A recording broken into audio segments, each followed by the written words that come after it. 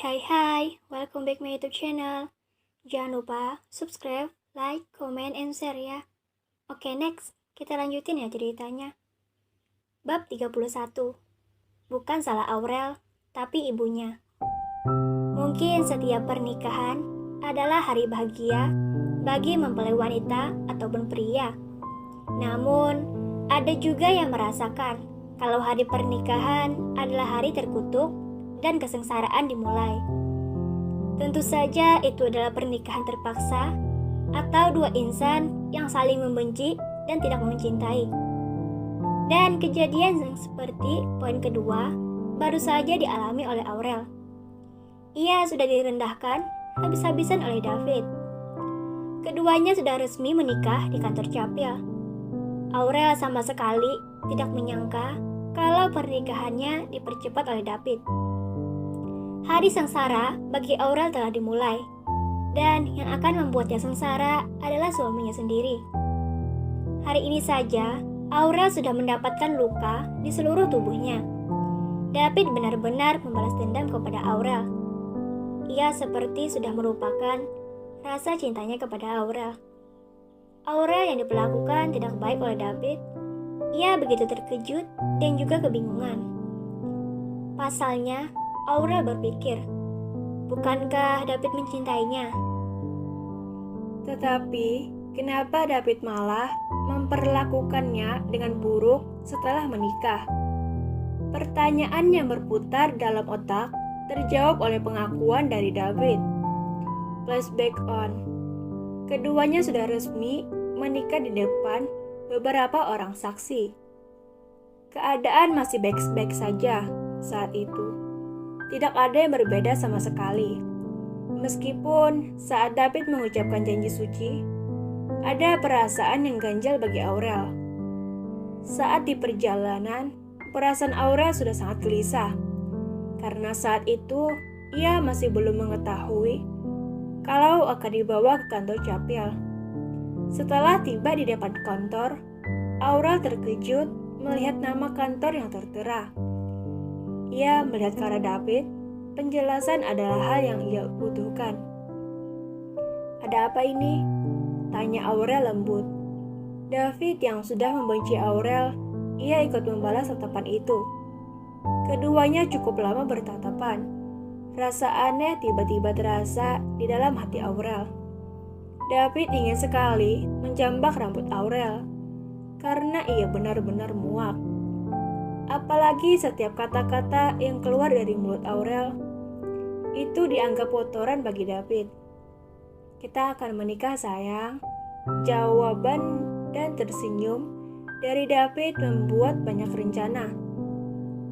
Bagai tersambar petir di siang bolong, Aurel begitu terkejut mendengarnya. Kedua mata Aurel langsung membulat sempurna. Ia menatap tak percaya ke arah David.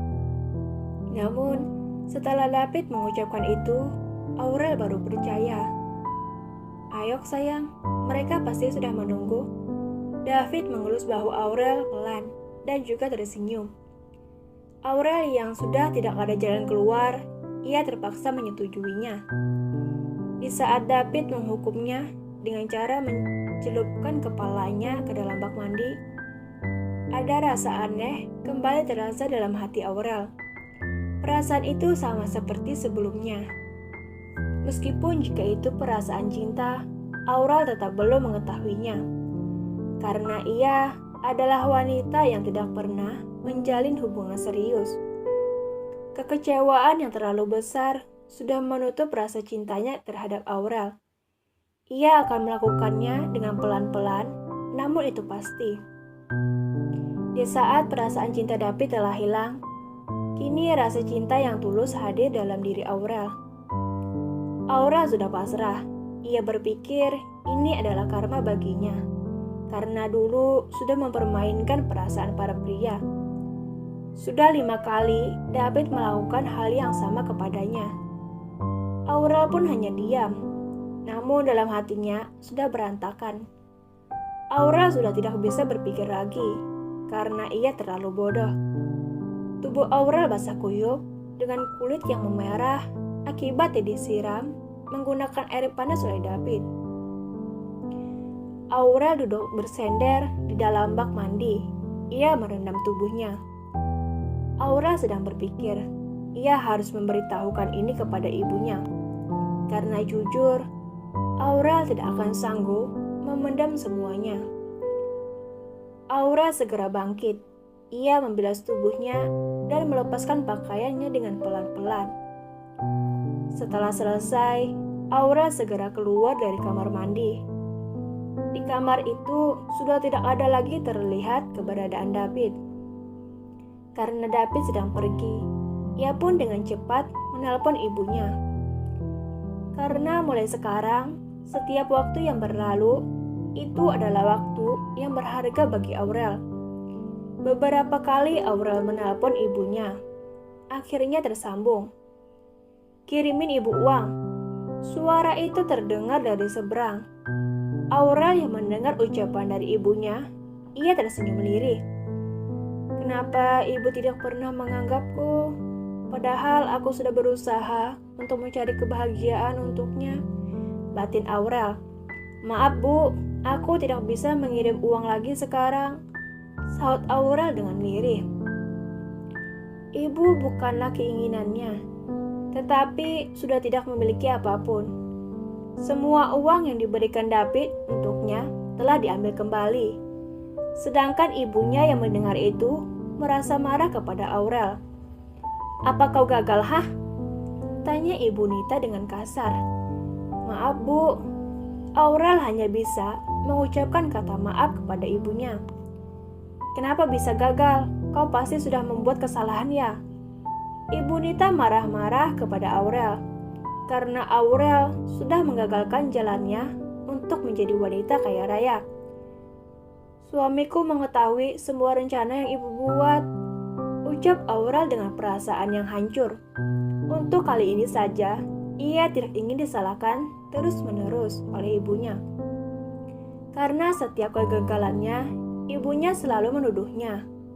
Padahal, ia sudah menjalankannya dengan baik sesuai apa yang diperintahkan oleh ibunya. Pembicaraan mereka tentu saja didengar oleh David. Ia melihat dan mendengarkan dengan santai, ditemani minuman berbotol di tangannya. Kondisi David sedang mabuk, jadi ia tidak bisa mendengar dengan jelas. "Halah, itu pasti alasanmu saja. Kau anak yang tidak berguna. Kau sama sekali tidak bisa membuat ibumu sendiri bahagia," ketus ibu Nita mengejek Aurel dengan kata-kata yang paling Aurel tidak sukai. "Jangan selalu menyalahkanku, Bu. Aku sudah melakukan apa yang ibu suruh. Aku sudah menyerahkan kebahagiaanku kepada ibu. Aku sudah berusaha untuk jadi anak yang bisa mewujudkan impian ibu. Tapi Bu, impian ibu terlalu besar dan aku sulit untuk mencapainya." Aurel marah. Ia sudah memendam kalimat itu cukup lama. Namun, Aurel tidak berani mengucapkan kalimat itu dengan lisannya. Aurel tidak salah, yang salah adalah ibunya. Ibunya selalu berangan-angan untuk kaya, namun dengan cara menguras harta orang. Dan jikapun itu bisa, mungkin ibu Nita sudah kaya. Namun, setiap uang yang diberikan oleh Aurel selalu dihabiskan dalam sekejap. Terima kasih, jangan lupa subscribe, like, comment, and share ya.